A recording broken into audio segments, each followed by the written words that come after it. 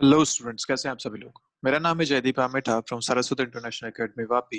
और आज हम बात करने वाले हैं टीआईआर के कुछ क्वेश्चंस की, टोटल इंटरनल रिफ्लेक्शन। उसके बाद हम चलेंगे प्रिज्म की तरफ। ठीक है, तो पहला क्वेश्चन आपके सामने है, देखिए क्या कह रहा है। बहुत आसान सा क्वेश्चन है, कह रहा है कि find the maximum angle that can be made in glass medium if light is refracted from glass to vacuum. मतलब अगर ग्लास से वैक्यूम की तरफ अगर एक रे को जाना है तो बताइए वो कितना मैक्सिमम एंगल यहाँ पे बना सकती है। और हम जानते हैं कि ये एक डेंसर मीडियम है, ये एक रेयरर मीडियम है। जब डेंसर से रेयरर में ग्लास एक रे जाना चाहती है तो वहां पे चांसेस होते हैं टीआईआर के। तब ये मैक्सिमम एंगल कितना हो सकता है, क्रिटिकल एंगल के बराबर। तब रे 90 पे रिफ्लेक्ट हो जाएगी, कोई दिक्कत वाली बात नहीं है। लेकिन अगर ये एंगल मोर देन सी हो गया तो रे अंदर आ जाएगी, वो बाहर रिफ्लेक्ट नहीं हो पाएगी। तो आपसे पूछा गया मैक्सिमम एंगल, मतलब आपसे क्रिटिकल एंगल पूछा गया है यहाँ पे। तो क्रिटिकल एंगल कितना होता है हम जानते हैं, sine C is equal to छोटा बाई बड़ा मतलब 1/1.5। याद है, N R by N D ये लिखते थे, है ना। ये क्या था, N R refractive index of rarer medium और डेंसर मीडियम का एन डी, ऐसा। तो 1/1.5 इज नथिंग बट 2/3। तो यहाँ से आएगा C equal to sine inverse 2/3। This will be your answer. ठीक है, इसका जो अप्रोक्सीमेट वैल्यू जो भी आप साइंटिफिक कैलकुलेटर से देख सकते हैं, या इतना आंसर रखेंगे तब भी ये चलेगा। This angle will be sign inverse 2/3। ये वो मैक्सिमम एंगल है जिसपे रे इस मीडियम से वैक्यूम में जा सकती है। इससे ज्यादा अगर एंगल हो गया तो वहां पे टीआईआर हो जाएगा, और टीआईआर के बाद वो रे दूसरे मीडियम में नहीं जा पाएगी। ठीक है, नेक्स्ट क्वेश्चन देखते हैं। देखिए क्या कह रहा है, find the angle of refraction in a medium n equal to 2 if light is incident in vacuum making angle equal to twice the critical angle। तो बोला इसने ऐसा कि एक मीडियम है यहाँ पे n equal to 2, इधर है वैक्यूम मतलब n equal to 1। यहाँ पे एक रे आई है, if light is incident in vacuum. Light कहाँ इंसिडेंट हुई है, वैक्यूम में इंसिडेंट हुई है। तो लाइट आई है बेसिकली यहाँ पे इस तरीके से एंगल आई पे, और बोला making an angle equal to twice the critical angle. तो ये जो आई है इसकी वैल्यू आपको 2c दे रखी है। ठीक है, अब पहले आपको इसके लिए c कैलकुलेट करना पड़ेगा। तो c फॉर द मीडियम मतलब critical angle for the medium कितना होता है, तो हम जानते हैं sine c is equal to छोटा बाई बड़ा तो 1/2, मतलब c यहाँ पे हो गया 30 डिग्रीज। तो बेसिकली ये जो आई है वो 60 डिग्रीज है। अब अपन अपना क्वेश्चन कर सकते हैं। आपसे पूछा था find the angle of refraction in a medium, तो ऑब्वियसली ये जाना चाहती थी इधर, आ जाएगी इस तरफ। ये आर आपको कैलकुलेट करना है, तो क्या करना चाहिए, स्नेल्स लॉ लगाते हैं। क्या लिखूंगा, 1 sine 60 degrees is equal to 2 sine R. तो यहाँ से साइन 60 इज √3/2, ये हाफ भी इधर आ जाएगा, is equal to sine R. यहाँ से आपको आर मिलेगा sine inverse √3/4। This will be your answer. Refractive angle कितना हो जाएगा, साइन इनवर्स √3/4। तो बेसिकली आपको बस स्टेटमेंट में दे रखा था कि जो एंगल ऑफ इंसिडेंस है वो पहली बात तो वैक्यूम में है और कितना है, ट्वाइस द क्रिटिकल एंगल है। तो आई इक्वल टू 2c, तो उसके लिए पहले आपको c कैलकुलेट करना था इस मीडियम के करस्पॉन्डिंग। तो आपने c निकाला, इन दोनों को यूज करके c बिल आया 30 डिग्री। वहां से आपने स्नेल्स लॉ लगा के अपना फाइनल आंसर बता दिया। क्लियर है बात, आसान क्वेश्चन है। चलिए देखते हैं नेक्स्ट क्वेश्चन क्या कहता है, पढ़िए ध्यान से। कह रहा है कि what should be the value of angle theta, ये जो थीटा है इसकी वैल्यू कितनी हो, such that light entering normally through the surface AC, यहाँ से जो लाइट नॉर्मली अंदर आ रही है, परपेंडिकुलर आ रही है, ऑफ प्रिज्म जिसका n दे रखा है आपको 3/2, does not cross the second refracting surface AB। तो जो लाइट यहाँ से अंदर आई वो यहाँ तक तो पहुंचेगी, और क्योंकि ये नॉर्मली अंदर आई बिना किसी डेविएशन के, ये स्ट्रेट अंदर आ जाएगी। हम जानते हैं ना कि रिफ्रैक्शन के केस में भी जो लाइट नॉर्मल से अंदर आती है सीधी सीधी, मतलब आई इसका 0 है तो उसके लिए आर भी 0 होगा, वो सीधी अंदर आ जाती है। तो ऐसे ये जो नॉर्मली लाइट अंदर आई वो बिल्कुल अंदर आ जाएगी। अब बोला गया कि ये दूसरा जो सरफेस है, ए बी सरफेस, यहाँ से कोई लाइट बाहर ना जाए, मतलब does not cross the second reflecting surface. यहाँ से अगर लाइट बाहर नहीं जाएगी, इसका मतलब यहाँ पे क्या होना चाहिए, टोटल इंटरनल रिफ्लेक्शन यहाँ पे होना चाहिए, तभी हम कह सकते हैं कि यहाँ से लाइट बाहर नहीं जाएगी। क्लियर है बात? तो कैसे कैलकुलेट करें? तो हम देख सकते हैं कि अगर ये एंगल थीटा है, ये एंगल 90 डिग्रीज है, तो क्योंकि दो रे में बनाता हूं, एक तो ये ऊपर जो रे है, ये नीचे सी बी है, इन दोनों को ये वाली लाइन कट कर रही है विच इज ए बी।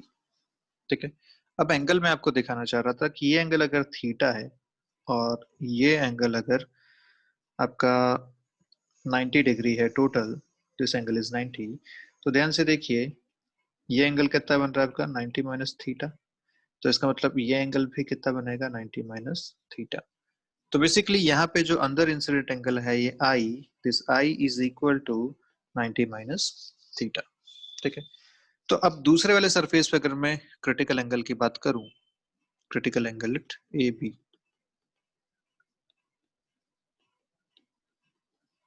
तो मैं क्या बोलूंगा, या बात करते हैं T I R at A B, not critical angle.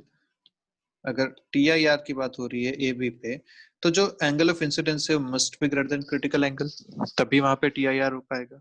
Okay, तो this I which is sine ले लेता हूँ मैं दोनों तरफ, sine I must be greater than sine सी।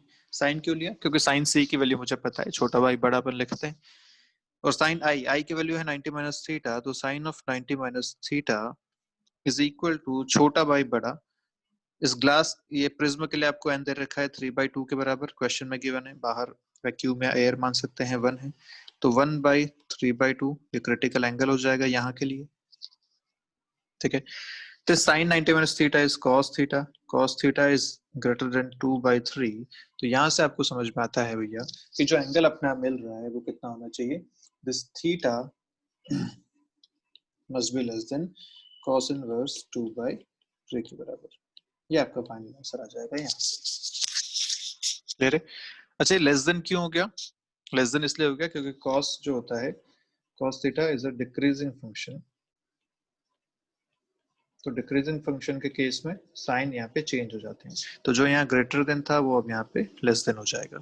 ठीक है, तो theta should be less than cos inverse 2/3। अगर ऐसी सिचुएशन है तो वहां पे टी आई आर होगा, अगर थीटा इससे बड़ा हो गया तो वहां पे टी आई आर नहीं हो पाएगा। क्लियर है सिचुएशन अच्छे से? ठीक है, देखते हैं नेक्स्ट क्या कह रहा है। क्वेश्चन आपके सामने है, पढ़िए क्वेश्चन क्या कह रहा है। A ray of light from a denser medium, ठीक है, strikes a rarer medium at an angle of incidence I। ठीक है भैया, ये आई आई पे। Okay, if the reflected and refracted rays are mutually perpendicular, okay, तो जो रे यहाँ से रिफ्रैक्ट हुई है और जो रे रिफ्लेक्ट हुई है, ये दोनों अगर म्यूचुअली परपेंडिकुलर है, यहाँ से बोल रखा है, to each other, what is the value of the critical angle? Critical angle की वैल्यू यहाँ पे आपसे पूछी गई है, सॉल्व करने की कोशिश कीजिए, कैसे करेंगे। तो ट्राई किया, कैसे किया? अब देखो यहाँ पे हम जानते हैं कि भाई अगर ये दोनों म्यूचुअली परपेंडिकुलर हैं, ठीक है, तो हम ये भी जानते हैं कि भैया जो एंगल बनते हैं वो नॉर्मल से बनते हैं, तो ये एंगल होगा रिफ्रैक्शन का, और ये क्योंकि रिफ्लेक्ट हुई है तो ये आई था, तो ये भी आई होगा, सेम एंगल पर रिफ्लेक्ट होती है। ठीक है, अब क्योंकि ये दोनों 90 पे हैं तो आई और आर दोनों का सम भी 90 होना चाहिए, तो एक रिलेशन मुझे यहाँ से मिलता है कि I plus R is equal to 90 degrees. ये बात क्लियर है? क्योंकि ये एक स्ट्रेट लाइन है, स्ट्रेट लाइन पे टोटल एंगल जो बनता है वो 180 डिग्रीज बनता है, उसमें से इन दोनों का एंगल आपको 90 दे रखा है। अब जो एंगल बचा वो 90 है, क्या क्या बचा, इधर आर बचा इधर आई बचा, तो I plus R must be equal to 90। एक रिलेशन तो ये मिल गया मुझे।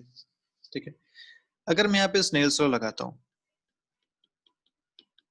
तो स्नेल्स लॉ क्या बोलेगा कि mu T sine I is equal to mu R sine R, ये बोलेगा स्नेल्स लॉ। कोई दिक्कत नहीं इस बात पे। अगर मैं यहाँ पे इसको लिखता हूँ mu D by mu R, तो क्या लिखूंगा, ये हो जाएगा sine R by sine I. ठीक है, कोई दिक्कत नहीं। मैं यहाँ से r की वैल्यू उसमें पुट करता हूँ, r को क्या लिख सकता हूँ 90 माइनस आई के बराबर। तो देखो क्या मिलता है, mu D by mu R is equal to, ये यार आपके पास sine of 90 minus I divided by sine I. ठीक है, मैं इसको उल्टा कर देता हूँ, मैं इसको लिख रहा हूँ mu R by mu D, उल्टा कर दिया मैंने से, ये हो जाएगा sine I by sine of 90 minus I which is cos I. ये कितना होता है आपका, टेन आई के बराबर। ठीक है, अब मैंने ये अलग से क्यों कैलकुलेट किया mu R by mu D, क्योंकि आपको पूछा क्या गया है, यहाँ पे पूछा गया है वैल्यू ऑफ क्रिटिकल एंगल, और हम जानते हैं क्रिटिकल एंगल की जो वैल्यू होती है वो लिखा जाता है साइन सी इक्वल टू छोटा बाई बड़ा mu R by mu D, this will be the critical angle. और mu R by mu D मुझे पता है, अभी मैंने कैलकुलेट किया स्नेल्स लॉ लगा के, तो यहाँ से हम लिख सकते हैं this sine C it should be equal to 10 I, mu R by mu D की जगह डाल दिया 10 आई, तो यहाँ से क्रिटिकल एंगल मिला sine inverse 10 I, this will be the critical angle for this given situation. क्या ये बात क्लियर है? तो क्वेश्चन में थोड़ा सा मैनिपुलेशन है, बहुत ज्यादा कोई ऐसे टेक्निकल क्वेश्चन नहीं है, थोड़ा सा मैनिपुलेशन है, उसी पे आपको क्वेश्चन सॉल्व करना है। ठीक है, फिर से बताता हूँ, ये दोनों 90 पे दे रखी हैं, जो रिफ्लेक्ट हुई और जो रिफ्रैक्ट हुई है, तो बचा हुआ एंगल भी 90 हो जाएगा, आई प्लस आर का रिलेशन मिल गया। अब क्योंकि मुझे क्रिटिकल एंगल चाहिए, मुझे mu T by mu R चाहिए बेसिकली, वो कहाँ से आएगा, तो मैंने यहाँ पे स्नेल्स लॉ लगा दिया। स्नेल्स लॉ लगाया इस तरीके से, यहाँ से मैंने म्यू टी और म्यू आर का रेशियो कैलकुलेट किया, आर की वैल्यू यहाँ पे रख दी, और ये रेशियो से मैंने फिर फाइनली क्रिटिकल एंगल कैलकुलेट कर लिया। क्लियर है बात अच्छे से? चलिए देखिए नेक्स्ट क्वेश्चन क्या कह रहा है, पढ़िए। एक ऑप्टिकल फाइबर दे रखा है यहाँ पे, ठीक है, ये ऑप्टिकल फाइबर का क्वेश्चन है, this is an optical fibre, cylindrical shape का होता है, इसके अंदर जो रे यहाँ से जा रही है, आई एंगल पे गई, यहाँ पे आर से रिफ्लेक्ट हुई, इसका जो मीडियम दे रखा है रिफ्रेक्टिव इंडेक्स एन दे रखा है, बोला गया find the range of N for which ray will show T I R through the curved surface. तो जब रे यहाँ पे टकरा रही है, तो यहाँ पे टी आई आर हो, इसके लिए आपको एन की रेंज पूछी गई है। क्वेश्चन क्लियर है?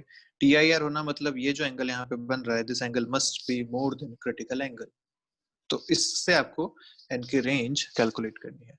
तो क्वेश्चन ट्राई कीजिए जल्दी से एक बार। ओके, तो क्या सॉल्व हुआ आपसे? चलिए देखिए जल्दी, यहाँ पे जिसने बोला है कि ये जो है हमेशा यहाँ पे फॉर द रे will show T I R through the curved surface, मतलब यहाँ पे हमेशा एक टी आई आर होना चाहिए। अगर ऐसा है तो ये जो भी एंगल यहाँ बन रहा है 90 माइनस आर, वो हमेशा क्रिटिकल एंगल से ज्यादा होना चाहिए। अब 90 माइनस आर डिपेंड करेगा आर पे और आर डिपेंड करेगा आई पे, तो इसका मतलब ये कि यहाँ जो भी एंगल बना वो मिनिमम जो भी बनता है डिपेंडिंग ऑन आई और आर, ये मिनिमम एंगल भी आर से सी से तो बड़ा ही होना चाहिए, तभी वहां पे टी आई आर हो पाएगा। तो जो भी एंगल यहाँ बन रहा है, let's say this angle is R dash, तो ये आर डैश मिनिमम जो है must be equal greater than critical angle, तब भी ये टी आई आर हमेशा यहाँ पे शो होगा। ये बात तो हम समझते हैं, ठीक है। ये आर डैश क्यों लिखा मैंने अलग से, क्योंकि डिपेंडिंग ऑन आई ये आर अलग होगा, उसके हिसाब से आर डैश भी अलग होगा। तो जो भी एंगल बनता है उसके जो भी मिनिमम वैल्यू यहाँ आती है, वो मिनिमम वैल्यू भी सी से तो ज्यादा होनी ही चाहिए, तभी यहाँ पे टी आई आर हो पाएगा। अब वो मिनिमम वैल्यू कैसे निकालें? ओके, तो हम जानते हैं कि जो आर डैश है वो बेसिकली है 90 माइनस आर, है ना। तो अगर मुझे आर डैश मिनिमम चाहिए तो मुझे आर मैक्सिमम चाहिए basically, for R dash minimum R must be maximum, ये बात समझ में आती है? ओके, अच्छा आर कब मैक्सिमम होगा, कितना हो सकता है आर मैक्सिमम? तो सोचो, ये बाहर रेयर मीडियम है, अंदर डेंसर मीडियम है, यहाँ जब रिफ्रैक्शन हो रहा है तो आर की मैक्सिमम वैल्यू कितनी हो सकती है, इस बारे में बात करते हैं। तो अगर ये एक मीडियम बाउंड्री है, यहाँ पे ये नॉर्मल हो गया आपका, यहाँ से जो रे आई वो अंदर जा रही है, ठीक है, इस तरफ, क्योंकि ये डेंसर है ये रेयर है। ओके, अब हमें चाहिए आर मैक्सिमम मिले, तो यार मैक्सिमम कितना हो सकता है? अगर आई बढ़ेगा तो आर भी बढ़ेगा, ये बात तो हम जानते हैं। आई मैक्सिमम कितना हो सकता है? अगर ये नॉर्मल है तो आई मैक्सिमम 90 हो सकता है, कि एकदम ये ग्रेजिंग इंसिडेंस करे ऐसा। This I can be 90 degrees maximum, है ना। और अगर आई 90 है तो हम जानते हैं ये आर कितना होगा, this will be equal to critical angle. क्योंकि अगर आप लाइट को उल्टा चला के देखो तो ये डेंसर मीडियम है, रेयर मीडियम है। अगर लाइट ऊपर से आ रही होती डेंसर मीडियम से और ये क्रिटिकल एंगल पे अगर आती तो क्या ये 90 पे चली जाती? यस।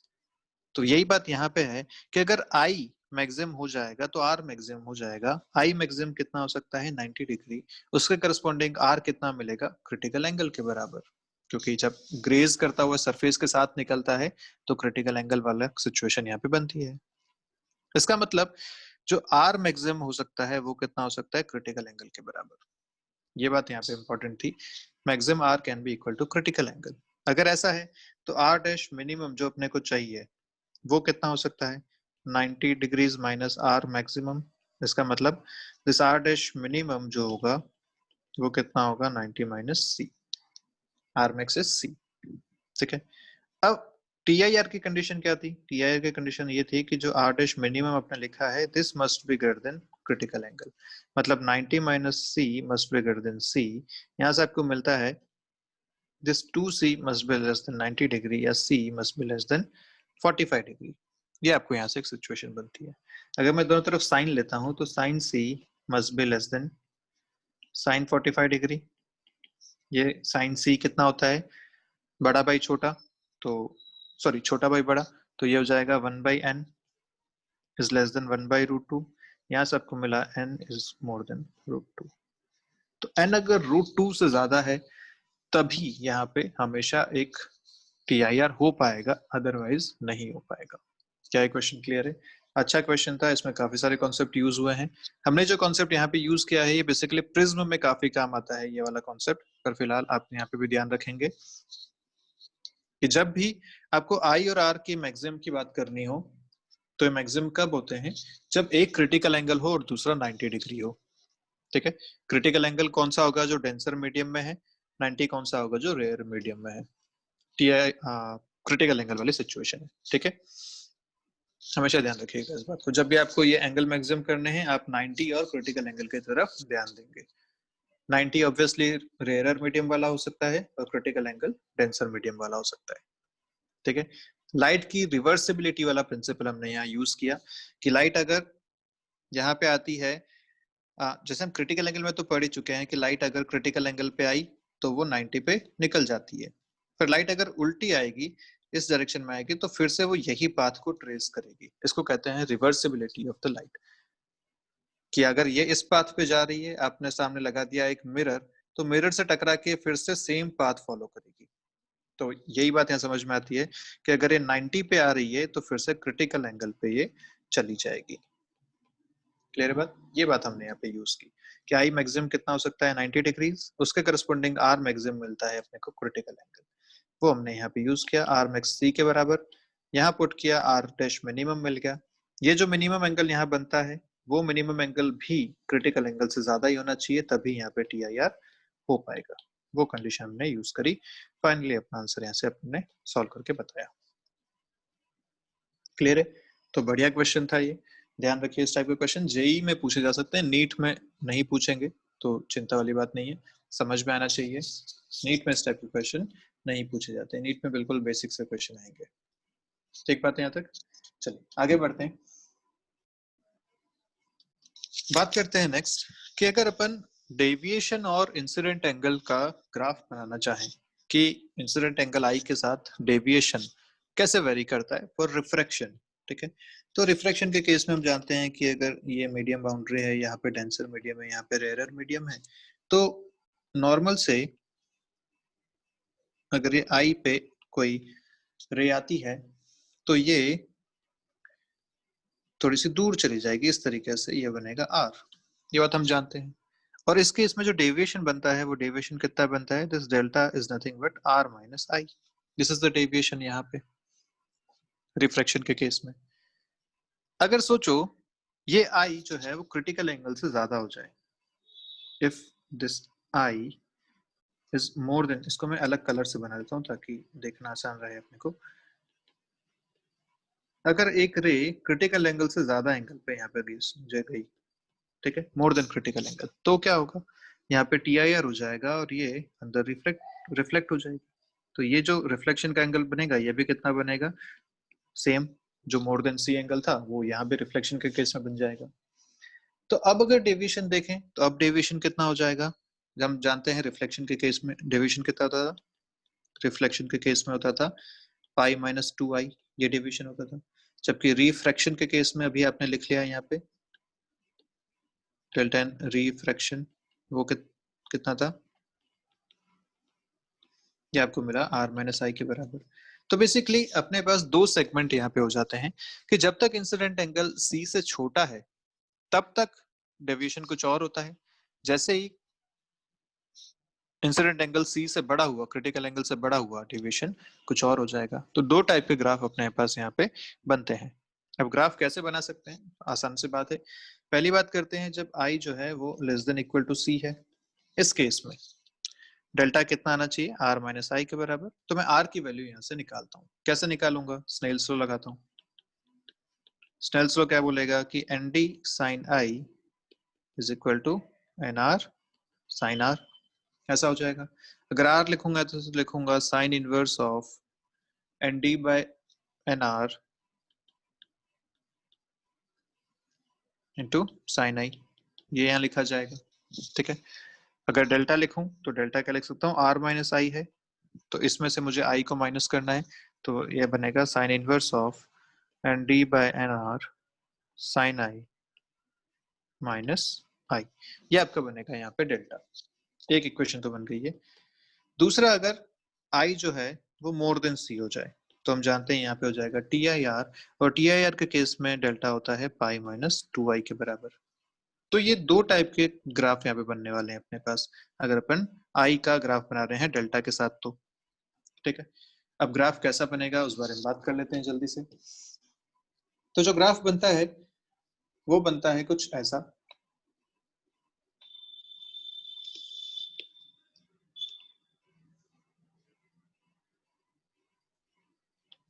कि अगर y एक्सिस पे आप डेल्टा लेते हैं और x एक्सिस पे अगर i लेते हैं, तो जो फर्स्ट इक्वेशन है साइन इनवर्स वाली, उसका जो ग्राफ बनता है वो कुछ ऐसा बनता है, ठीक है। और जो दूसरा ग्राफ बनता है वो बनता है यहाँ से ऐसा, ये इसका ग्राफ बनता है टोटल, ठीक है। अब यहाँ पे अगर ध्यान दो तो डेल्टा, ये आई कितना है, ये आई है क्रिटिकल एंगल के बराबर, इसके बाद ग्राफ इससे पहले और बाद में अलग अलग है। जब आई क्रिटिकल एंगल के बराबर है तो आर हो जाता है 90 डिग्री, मतलब जो डेविएशन होगा वो कितना होगा, पाई बाय 2 माइनस सी के बराबर हो जाएगा। ये बात जानते हैं ना, जब ये क्रिटिकल एंगल पे आया तो ये 90 पे चला गया, तो डेविएशन कितना हुआ, this is the deviation 90 minus C के बराबर, pi by 2 minus C, this is the deviation at critical angle. अच्छा, जब थोड़ा सा बढ़ गया, थोड़ा सा बढ़ते ही क्या हुआ, TIR हो गया, TIR होते ही अचानक डेविएशन बहुत बढ़ गया। अब डेविएशन कितना हो गया, पाई माइनस 2i, आई कितना है c के बराबर, पाई माइनस 2c, मतलब c को हल्का सा बढ़ाया, लगभग लगभग c के बराबर मान लीजिए आप। मान लीजिए c अगर 30 डिग्री था तो मैंने 30.00001 डिग्री मैंने एंगल किया, तो इतना एंगल होते ही TIR हो गया, और TIR होते ही डेविएशन अचानक से बढ़ गया, क्योंकि अब डेविएशन हो गया पाई माइनस 2c के बराबर। तो ये इसका ग्राफ बनता है, ध्यान रखिएगा, ऐसा इसका ग्राफ रहता है। अच्छा, डेविएशन जीरो कब हो जाएगा, नेट डेविएशन जीरो, जब ये पाई माइनस 2i मतलब पाई इक्वल टू 2i हो जाए, या i equal to pi by 2 हो जाए, तब नेट डेविएशन कितना हो जाएगा, जीरो हो जाएगा। क्लियर है बात।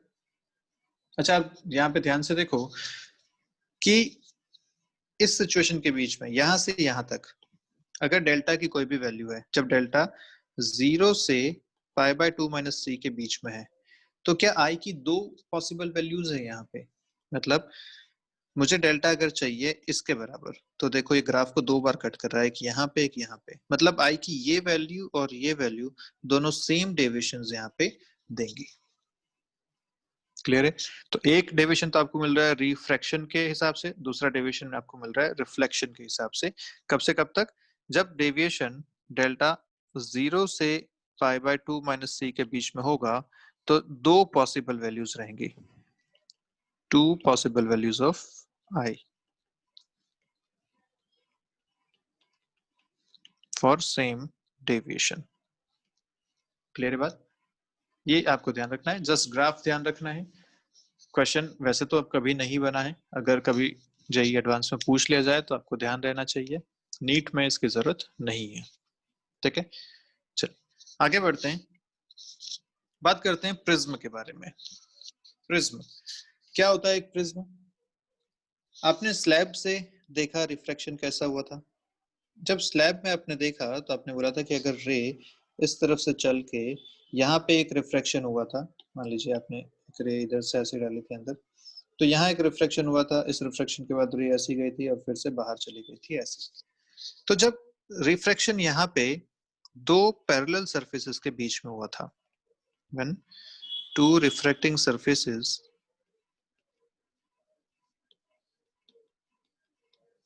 are parallel, तो आपने क्या बोला कि ये तो हुआ एक स्लैब की बात, लेकिन सोचो यहीं पे अगर ऐसा होता कि स्लैब में जो रे आई वो इस तरीके से आई, डेविएशन जो इसका हुआ वो कुछ ऐसा हुआ और फिर यहाँ से रिफ्लेक्शन फिर से हो गया। ठीक है, इस बार जो रिफ्लेक्शन हुआ वो कैसा हुआ? जो दो सरफेसेस पे रिफ्लेक्शन हुआ वो पैरेलल नहीं है, उन दोनों के बीच में एक एंगल है ना? तो when refracting surfaces are at an angle to each other, तब कॉन्सेप्ट आता है प्रिज्म का। किसका कॉन्सेप्ट आता है? प्रिज्म का। अगर आप स्लैब को लेट्स से यहाँ से कट कर दो तो देखो ये जो ऊपर वाला पोर्शन बच रहा है, ये जो ट्रायंगुलर पोर्शन आपके पास बच रहा है, क्या इसी को आप एक प्रिज्म बोल सकते हैं? यस। तो बेसिकली स्लैब में अगर दोनों पैरेलल सरफेस से रिफ्लेक्शन होगा आप स्लैब वाला कॉन्सेप्ट यूज करेंगे, लेकिन अगर दो एडजेसेंट से रिफ्लेक्शन हो गया तो आप प्रिज्म वाला कॉन्सेप्ट यहाँ पे यूज करेंगे। प्रिज्म वाला कॉन्सेप्ट क्या है इस बारे में बात करते हैं। तो प्रिज्म है ये आपके सामने, इसमें जो चीजें देखने वाली होती हैं वो क्या क्या है? एक तो होता है ए। ए क्या है? दिस एपेक्स एंगल जिसको बोलते हैं एपेक्स एंगल, कभी कभी इसे रिफ्रैक्टिंग एंगल ऑफ प्रिज्म भी बोल देते हैं, रिफ्रैक्टिंग एंगल ऑफ प्रिज्म ये भी बोल देते हैं। ठीक है, ये किसके बीच का एंगल है? This is angle between the two refracting surfaces. तो मान लीजिए ये ग्लास स्लैब की जो हमने बात करी थी, यहाँ पे ये और ये दोनों रिफ्रैक्टिंग सरफेसेस थी, तो ये जो एंगल इनके बीच बन रहा है फिलहाल इस स्लैब में 90 डिग्री है, तो यहाँ के लिए ए कितना है? 90 डिग्री। अगर रे यहाँ से इसके बीच में रिफ्लेक्ट होती तो ये दोनों रिफ्लेक्टिंग सरफेस बनती, तब ए आप इसे कहते हैं। तो ए हमेशा कौन सा है? वो दो फेसेस के बीच का एंगल जहां पे रिफ्रैक्शन हो रहा है। ठीक है, तो ध्यान रखिएगा अगर रे ऐसे आती इधर डेविएट होती है फिर यहाँ से बाहर जाती, तो इस बार रिफ्लेक्टिंग सरफेसेस ये दोनों है, एक बार रिफ्लेक्शन यहाँ हुआ दूसरी बार रिफ्लेक्शन यहाँ हुआ, तो आप ए इसे बोलते हैं। तो ए हमेशा कौन सा है? उन दो रिफ्लेक्टिंग सरफेसेस के बीच का एंगल। ठीक है, यहाँ पे आपने एक बात तो ये क्लियर हो गई। ठीक है, दूसरी बात अगर बात करें तो रिफ्लेक्टिंग सरफेसेस कौन कौन सी हैं? ये पी क्यू और पी आर ये दोनों रिफ्लेक्टिंग सरफेसेस हैं, अपन यहाँ लिखते चलते हैं साथ में। पहली बात P Q and P R जो है वो रिफ्लेक्टिंग सरफेसेस हैं। ठीक है, दूसरी बात जो ये एंगल बना था क्यू ए पी जो एंगल बन रहा है, सॉरी क्यू पी आर जो एंगल बन रहा है, this angle Q P R triangle में जो ऊपर वाला एंगल है वो एंगल है आपका ए, इसको कहते हैं रिफ्लेक्टिंग एंगल या एंगल ऑफ द प्रिज्म, जिसको एपेक्स एंगल भी कहते हैं। ठीक है, एंगल ऑफ द प्रिज्म, तीन नाम इसके आपने पढ़ लिए, angle of the prism, apex angle या reflecting angle of the prism, ये तीन नाम से इसको बताते हैं। ठीक है, अब प्रिज्म में होता क्या है? तो जो रे यहाँ इंसिडेंट रे आई इस तरीके से अंदर, इस सरफेस पे आपने एक नॉर्मल बना लिया ये एन एन डैश नाम से, this is normal to this surface P Q. Okay, अब क्योंकि प्रिज्म अंदर डेंसर मीडियम है, बाहर रेयरर मीडियम है, ये नॉर्मल की तरफ डेविएट हो जाएगी। तो ये इंसिडेंट रे जाना चाहती थी ऐसे, लेकिन ये नॉर्मल की तरफ डेविएट हो गई और चली गई ऐसे। किस एंगल पे? एट एन एंगल R1, ये इसका रिफ्रैक्टिव एंगल हो गया। अब ये यहाँ से दूसरे सरफेस पे पहुंची, तो ये दूसरा सरफेस PQ है, ये डेंसर और ये रेयरर। इस बार जो लाइट जाएगी वो डेंसर से रेयरर में जाएगी। तो फिर से इस पे आपने नॉर्मल बनाया N dash and double dash, और इसके हिसाब से आपने यहाँ पे ये जाना चाहती थी ऐसे, लेकिन ये नॉर्मल से दूर चली जाएगी क्योंकि अब ये रेयरर मीडियम में है। तो ये जो टोटल एंगल बना है इसको बोला आपने E, जिसे कहते हैं एमर्जेंट एंगल। फाइनली प्रिज्म से कितने एंगल पे रे बाहर निकली। क्लियर है बात? अब अगर मैं यहाँ का डेविएशन देखना चाहूँ, नेट डेविएशन कितना हुआ, तो देखो नेट डेविएशन कैसे देख सकते हैं। जो इंसिडेंट रे थी और जो एमर्जेंट रे है, उन दोनों के बीच का एंगल को कहते हैं अपन नेट डेविएशन डेल्टा। तो ये जो एंगल बन रहा है डेल्टा, इसे कहा जाएगा डेविएशन इंसिडेंट रे और फाइनल एमर्जेंट रे के बीच का एंगल। This is delta. तो delta is angle of deviation, ये अपने को कैलकुलेट करना है।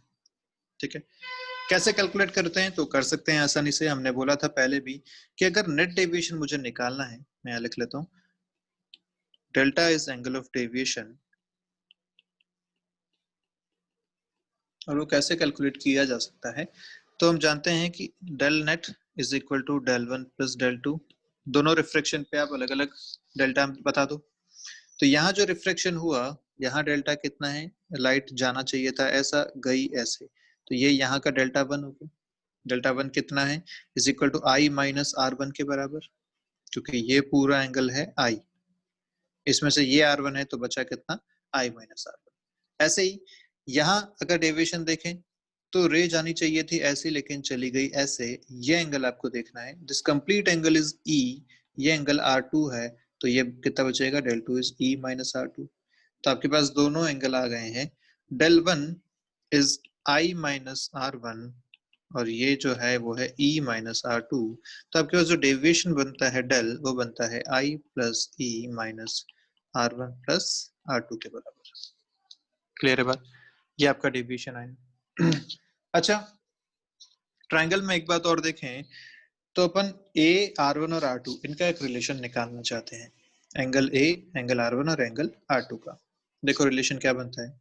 रिलेशन बनता है कि भैया क्योंकि ये है ये है नॉर्मल, ये है एंगल R1, तो हम कह सकते हैं कि ये जो एंगल बच रहा है वो कितना हो जाएगा? अगर ये इस सरफेस का नॉर्मल है, ठीक है, ये एंगल अगर R1 है तो एक एंगल बचेगा आपके पास 90 माइनस R1। क्लियर है बात? ये नॉर्मल, ये सरफेस, अगर ये पूरा एंगल 90 है, क्योंकि नॉर्मल और सरफेस के बीच का एंगल 90 है, इसमें से छोटा एंगल अगर R1 है, तो ये बचा हुआ एंगल कितना हो जाएगा? 90 माइनस R1। तो मैं इस एंगल को लिख सकता हूँ, this angle is basically 90 minus R1। ठीक है, ऐसे ही अगर इस तरफ देखा जाए तो ये जो एंगल बन रहा है, ये कितना बन रहा है? 90 माइनस R2, ये एंगल बन रहा है। अब अगर इस ट्राइंगल को देखो, जो ट्राइंगल यहाँ पे बन रहा है ये वाला, इस ट्राइंगल के तीन एंगल हैं, एक ए है, दूसरा 90 माइनस R1, तीसरा 90 माइनस R2। ये तीनों एंगल का सम कितना होना चाहिए? 180 डिग्रीज। तो मैं लिख सकता हूँ फॉर ट्राइंगल, ये जो भी बन रहा है यहाँ पे angle A plus 90 minus R1 plus 90 minus R2 should be equal to 180 degrees. तो 180 से 180 कैंसिल हो गया, बचा आपके पास A is equal to R1 plus R2। Clear? इसको मैं यहाँ यूज करता हूँ तो कितना मिला? Delta is equal to I plus E minus A। This is the deviation produced by a prism, I plus E minus A के बराबर। क्लियर है बात यहाँ तक अच्छे से? अब हम बात करना चाहेंगे इनकी कुछ कंडीशंस की। कंडीशंस क्या क्या कहती हैं? तो चलिए उससे पहले अपन एक क्वेश्चन कर लेते हैं इसका डेविएशन का। क्वेश्चन क्या कह रहा है देखो।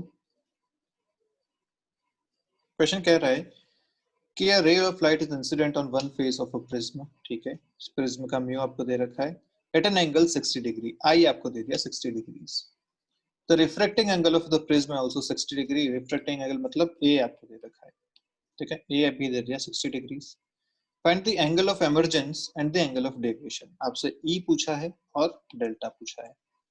Is there any other angle of incidence which will produce the same deviation, ये आपका क्वेश्चन है, ठीक है। तो कैसे सॉल्व करें, एक प्रिज्म बना लेते हैं। प्रिज्म का एंगल जो दे रखा है वो आपको 60 डिग्री दे रखा है, ए, ठीक है। यहाँ पे एक रे आई है, तो अगर ये नॉर्मल है, रे आएगी ऐसी एट एन एंगल 60 डिग्री, ये भी आपको दे रखा है आई की वैल्यू, ठीक है। आपको इसका म्यू दे रखा है 1.5। तो रे जो यहाँ आई वो यहाँ से ऐसे जाएगी और फिर यहाँ से फिर से डेविएट हो जाएगी, और ये ई भी आपसे पूछा गया है कि ई भी कितना होगा। क्लियर बात। तो ये एंगल अगर R1 है और ये एंगल अगर R2 है, तो ये पूरा प्रिज्म का कॉन्सेप्ट आपके पास बनता है। अब क्या करें, तो अपन स्नेल्स लॉ लगाते हैं। तो पहले फर्स्ट रिफ्लेक्शन मान लीजिए पॉइंट P है, तो at point P Snell's law अगर लगाया जाए तो क्या लगाऊंगा, 1 sin I is equal to mu sine R1, ये यहाँ पे लगेगा। तो 1 sin 60 is equal to mu दे रखा है 1.5 sin R1। क्लियर है। यहाँ से आपको साइन R कितना मिला, साइन R1 जो मिलेगा वो मिलेगा साइन 60 √3/2, और इधर से 3/2 2/3 बन के आएगा, तो ये बेसिकली मिलेगा 1/√3 के बराबर। तो साइन R1 आपको मिल गया 1/√3। क्लियर है बात यहाँ तक अच्छे से।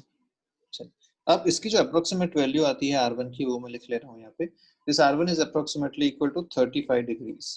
खैर आप चिंता मत कीजिए, आपके पास जो क्वेश्चंस आएंगे उसमें ऐसी ही वैल्यूज होंगी जो आप यूज कर सकें। तो यहाँ पे क्योंकि ऐसी वैल्यू है, मैं सीधा आपको बता रहा हूँ कि R1 की वैल्यू 35 डिग्रीज के अप्रोक्सीमेटली यहाँ से आती है, ठीक है। अब अगर R1 मिल गया तो क्या मैं R2 निकाल सकता हूँ? यस। R2 कैसे निकालूंगा, मैं जानता हूँ कि R1 प्लस R2 किसके बराबर होता है, A के बराबर। तो R2 कितना आ जाएगा, A माइनस R1।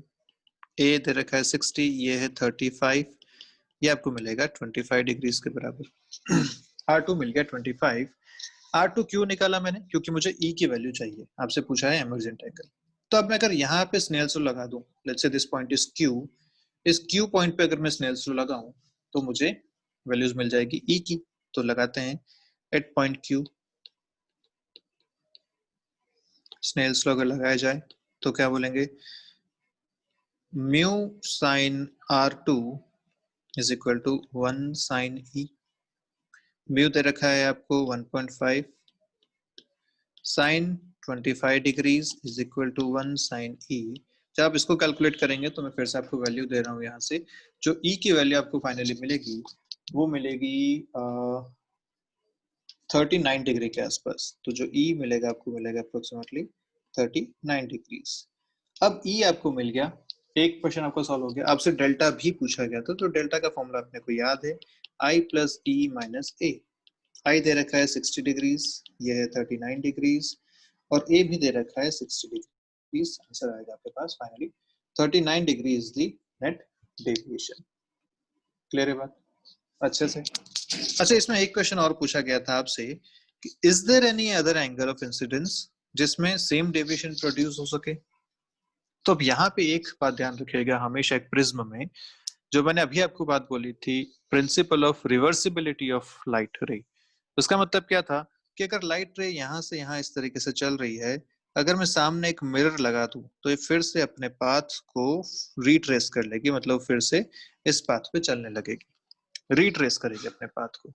तो सोचो अगर इंसिडेंट रे इस तरफ से आई होती और ऐसे चलती यहाँ तक, तो इस बार एंगल क्या होता है इसका, इंसिडेंट एंगल E के बराबर, और इसका एमर्जेंट एंगल कितना होता, I के बराबर। जो डेविएशन का फॉर्मूला आपने लिखा है वो सिर्फ I और E पे डिपेंड करता है, A तो फिक्स हो गया। अगर प्रिंसिपल ऑफ रिवर्सिबिलिटी लगाया जाए तो जो I था वो अब E हो जाएगा, और जो E था वो अब I हो जाएगा, क्योंकि अब रे अगर इधर से आ रही है तो incident angle is equal to E, और ये जो बाहर जा रही है ये इक्वल टू I। तो बात ध्यान रखिए, यस सेम डेविएशन प्रोड्यूस हो सकता है अगर I और E को इंटरचेंज कर दिया जाए। इसका मतलब अगर यहाँ पे रे 39 डिग्री पे भी इंसिडेंट होती जो कि E के बराबर है, तब भी सेम डेविएशन यहाँ पे प्रोड्यूस होता। तो ये बात ध्यान रखिए, if I and E R interchange, deviation remains the same, hence same deviation is obtained for the angles of incidence either 60 degree and 39 degree। तो आप चाहे I को 60 डिग्री लो, चाहे I को 39 डिग्री लो, आपको डेविएशन दोनों में सेम मिलने वाला है। क्यों? क्योंकि इसके करस्पॉन्डिंग E आपने कैलकुलेट किया 39, इसके करस्पॉन्डिंग E आप कैलकुलेट करेंगे वो आएगा 60, दोनों में डेविएशन मिलेगा सेम। तो ध्यान रखिएगा, प्रिज्म में रिवर्सिबिलिटी वाला जो कॉन्सेप्ट है वो यूज होता है, उसके हिसाब से आप कह सकते हैं कि हाँ भैया डेविएशन दोनों केसेस में सेम है, आप आई और ई को इंटरचेंज कर सकते हैं। ठीक है, नेक्स्ट क्वेश्चन देखते हैं क्या कह रहे हैं। A ray of light makes an angle of 60 degree on one of the faces of a prism, ठीक है, and suffers a total deviation of 30 degrees on emergence। तो नेट डेविएशन दे दिया डेल्टा, ये दे दिया आई दे दिया। If the angle of the prism 30 degree A दे दिया, show that the emergent ray is perpendicular to the other face। Okay, ये आपको पूछा गया। Also calculate the refractive index of the material of the prism। ये आपका question है, ठीक है।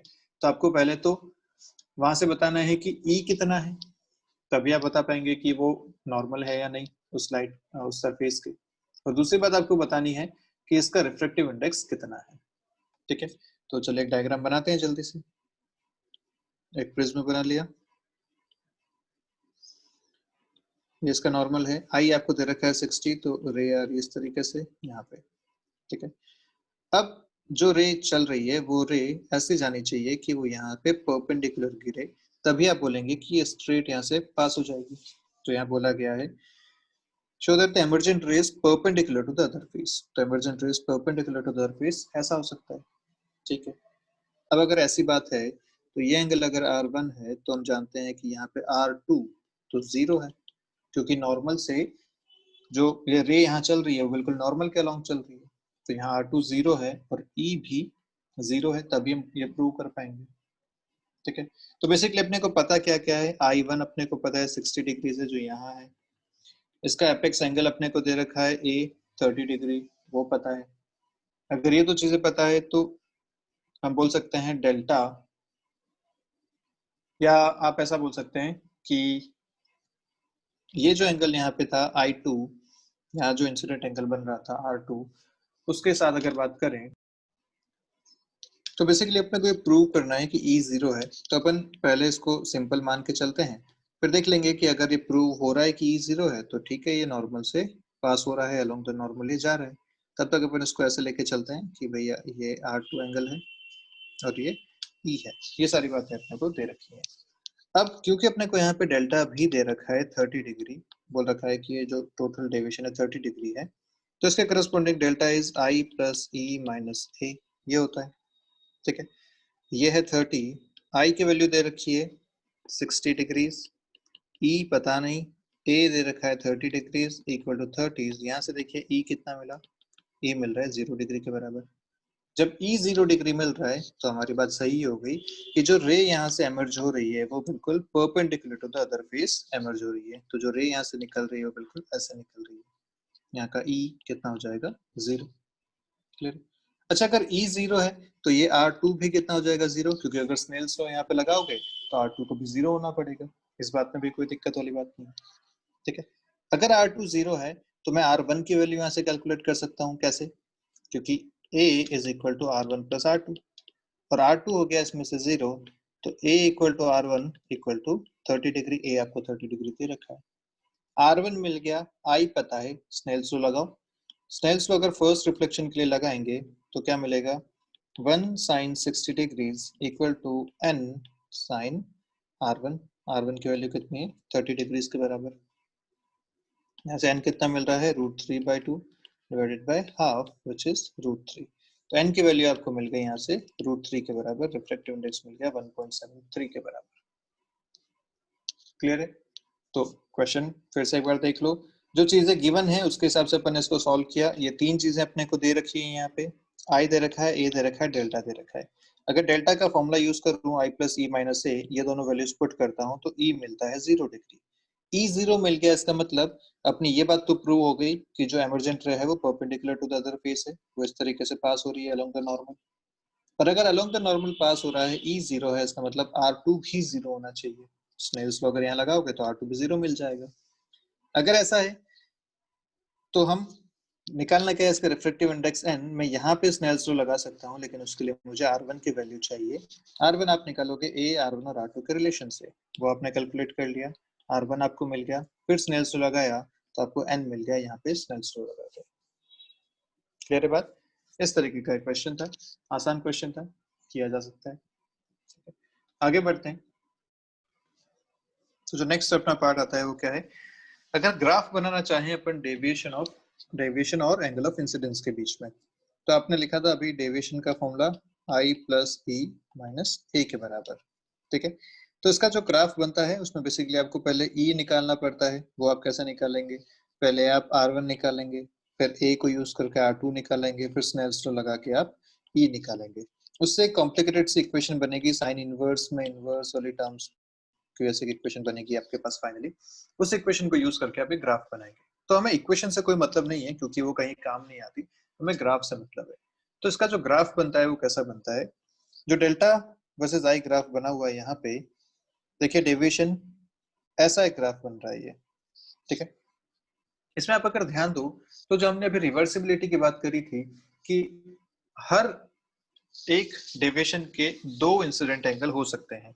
आई और ई को आप इंटरचेंज कर लो, दोनों एंगल पे आपको सेम डेविएशन मिलेगा। तो आप ग्राफ से भी देख पा रहे हैं कि कोई भी डेविएशन उठाओ, मान लीजिए डेल्टा आपने उठाया, इसमें अगर मैं देखूं तो एक ग्राफ को दो जगह कट कर रहा है, एक यहाँ पे एक यहाँ पे, तो दोनों के करस्पॉन्डिंग एंगल मुझे यहाँ पे मिल रहे हैं। ठीक है, और वो एंगल कैसे हैं कि अगर आई को आप एक्स लेते हो तो ई वाई मिलता है, और दूसरी बार आई वाई ले लो तो ई को एक्स मिल जाएगा। मतलब दोनों को आप इंटरचेंज कर लेंगे तो आपको सेम डेविएशन यहाँ पे मिल जाएगा। ठीक है, तो ये बात यहाँ से प्रूव हो जाती है। अच्छा, ये एक केस बनता है मिनिमम डेविएशन का, इसके बारे में अभी अपन बात करने वाले हैं। इस मिनिमम डेविएशन की एक ही वैल्यू होती है, और वो कितनी होती है, आई इक्वल टू ई के बराबर। जो आपको याद रखना है एज इट इज ये कंडीशन कि मिनिमम डेविएशन कब होगा, जब आई इक्वल टू ई हो जाएगा, तब डेविएशन मिनिमम हो जाएगा। ठीक है, तो ग्राफ में एक और बात जो ध्यान रखने वाली है, ये जो राइट साइड का पोर्शन है ये ज्यादा टिल्ट है, देखिए लेफ्ट साइड से, तो ये भी सिमेट्रिक ग्राफ नहीं बनता, थोड़ा सा टिल्टेड ग्राफ बनता है, राइट साइड वाला पोर्शन थोड़ा सा टिल्ट होता है। खैर, सारी चीजें बहुत ज्यादा काम की नहीं है, हमें बस इतना ध्यान रखना है कि डेल मिनिमम जो है वो आई इक्वल टू ई पे मिलेगा, और किसी भी एक डेल्टा के करस्पॉन्डिंग दो आई की वैल्यूज हो सकती हैं जब आप आई और ई को इंटरचेंज कर दो। ये दो बातें यहाँ पे बहुत इंपॉर्टेंट रहती है। ठीक है, तो आगे बढ़ते हैं, बात करते हैं मिनिमम डेविएशन और इसकी कंडीशन क्या क्या होगी। ठीक है, तो मिनिमम डेविएशन के लिए अभी आपने बोला आई इक्वल टू ई होना चाहिए। तो एक तो ये है आई इक्वल टू ई, ये तो हम जानते हैं कंडीशन फॉर मिनिमम डेविएशन। और क्या कंडीशन हो सकती है इस बारे में अगर बात करें, तो मैं क्या करता हूँ, इस फेस पे स्नेल्स लॉ यूज करता हूँ। ठीक है, तो मैं क्या लिखूंगा यहाँ पे, sine I is equal to n sine R1, ये लिखूंगा। ऐसे अगर मैं इस फेस पे स्नेल्स लॉ यूज करूँ तो क्या लिखूंगा, sine E is equal to n sine R2, ये यहाँ पे लिखूंगा। और क्योंकि I इक्वल टू ई है तो यहाँ से मुझे समझ में आता है कि R1 is also equal to R2। तो मिनिमम डेविएशन की कंडीशन क्या क्या हो गई आपके पास, ध्यान रखिएगा। एक तो I equal to E and R1 equal to R2। अगर ये दो कंडीशन कोई प्रिज्म सेटिस्फाई कर रहा है तो हम बोलेंगे कि हाँ भैया वहां पे मिनिमम डेविएशन की कंडीशन सेटिस्फाई हो रही है, उसमें कोई दिक्कत वाली बात नहीं है। क्लियर है बात? तो ध्यान रखिए, कंडीशन फॉर मिनिमम डेविएशन ये दोनों आपको हमेशा यूज करनी चाहिए, I equal to E and R1 equal to R2। अब ये मिनिमम डेविएशन को अपन रिफ्रैक्टिव इंडेक्स के साथ अगर जोड़ना चाहें, इसके साथ रिलेशन निकालना चाहें, तो कैसे निकालेंगे। तो भाई हम जानते हैं कि अगर मिनिमम डेविएशन है तो मैं उसको लिखता हूँ डेल एम, डेल मिनिमम, ये मैंने लिखा है इसको। ये कब है, जब आई इक्वल टू ई है और R1 इक्वल टू R2 है। तो R1 equal to R2 equal to R, ये मैंने मान लिया यहाँ पे। अब हम जानते हैं कि A जो होता है वो क्या होता है, R1 प्लस R2 के बराबर। क्योंकि दोनों सेम है तो ये हो गया 2R। यहाँ से अगर मैं R को लिखना चाहूँ तो क्या लिख सकता हूँ, A/2 के बराबर। मुझे रिफ्रैक्टिव इंडेक्स निकालना है तो मैं स्नेल्स लॉ लगाऊंगा, उसके लिए मुझे R की वैल्यू चाहिए। यहाँ तक बात क्लियर है। तो आपको r मिल गया a/2 के बराबर। अब अपन बात करते हैं e की या i की स्नेल्स लॉ लगाने के लिए। तो वो कैसे निकालें?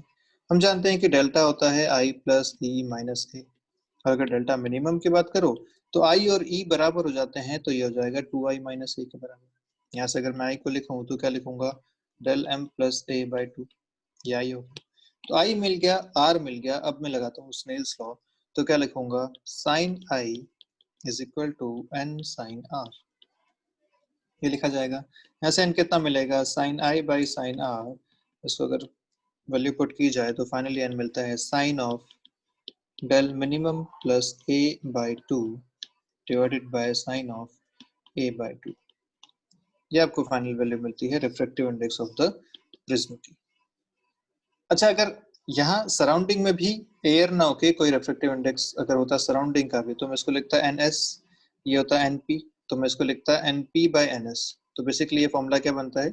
np by ns is equal to this, refractive index of prism divide by refractive index of surrounding is equal to this. अगर सराउंडिंग 1 है तो सीधा सीधा आपको प्रिज्म का मिल जाएगा, अगर सराउंडिंग में कुछ और है तो ये रेशियो इसके इक्वल आप कर सकते हैं। यहाँ तक सारी बातें क्लियर है अच्छे से? पक्का? तो ये फॉर्मूला इंपॉर्टेंट है, क्वेश्चन इस पे बनता है, क्वेश्चन अपने ये फॉर्मूला ध्यान रखना है। देखते हैं क्वेश्चंस। पहला क्वेश्चन आपको दे रखा है कि एक लाइट है इंसिडेंट हुई 49 डिग्रीज पे on the face of an equilateral prism. Equilateral prism मतलब ए कितना हो गया? 60 degree. Clear? Passes symmetrically, symmetrically pass होना मतलब जितने आई पे ये आई थी तो वैसे ही ई पे ये निकल गई, इसको बोलते हैं सिमेट्रिकल आई इक्वल टू ई। और ये कंडीशन किसकी है?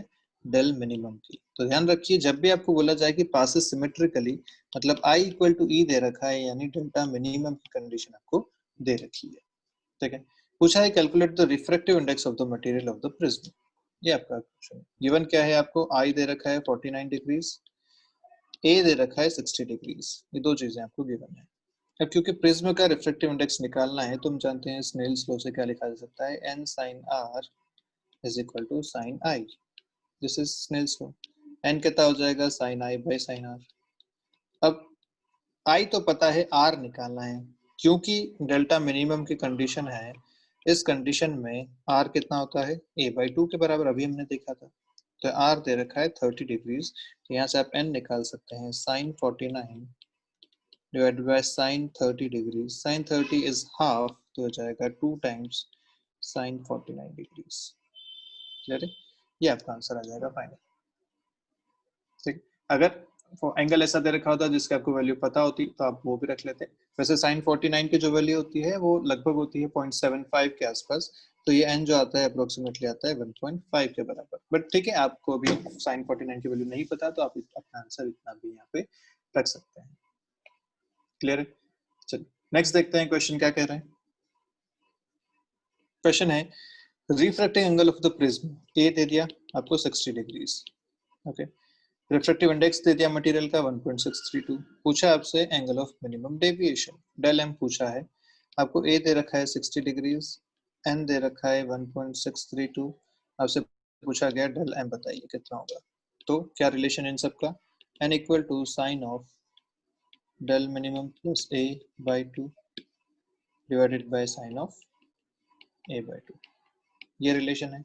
यूज करें तो n 1.632 into sine a/2, sine a/2 is sine 30 degrees equal to sine of del m निकालना है, a 60 डिग्री है बाई 2।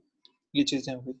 साइन 30 होता है हाफ, 1.632 इंटू हाफ करोगे तो मिलेगा 0.816 is equal to sine of del minimum plus 60 degrees by 2।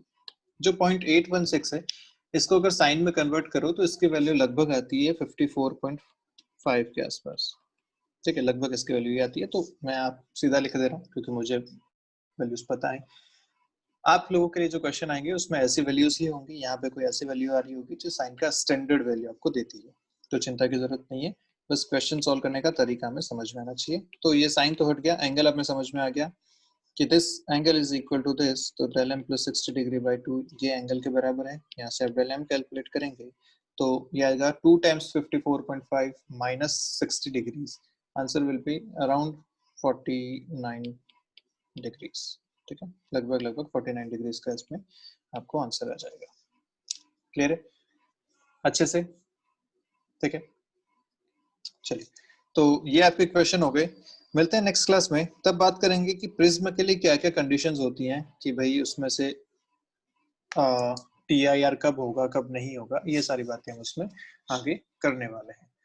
Prism पे अब थोड़ा सा कॉन्सेप्ट इसमें और बचे हुए हैं, जिसमें कॉम्बिनेशन ऑफ प्रिज्म भी आएगा, मैक्सिमम डेविएशन की बात भी आएगी, और स्मॉल एंगल वाले प्रिज्म की बात भी इसमें आने वाली है। तो प्रिज्म में हमें लगभग एक लेक्चर और लगेगा, प्रिज्म खत्म करेंगे, फिर अपन बढ़ेंगे स्फेरिकल सरफेसेस से रिफ्रैक्शन की तरफ। ठीक है, तो चलिए मिलते हैं, तब तक के लिए बाय बाय। पढ़ते रहिए, कोई डाउट है तो पूछिए।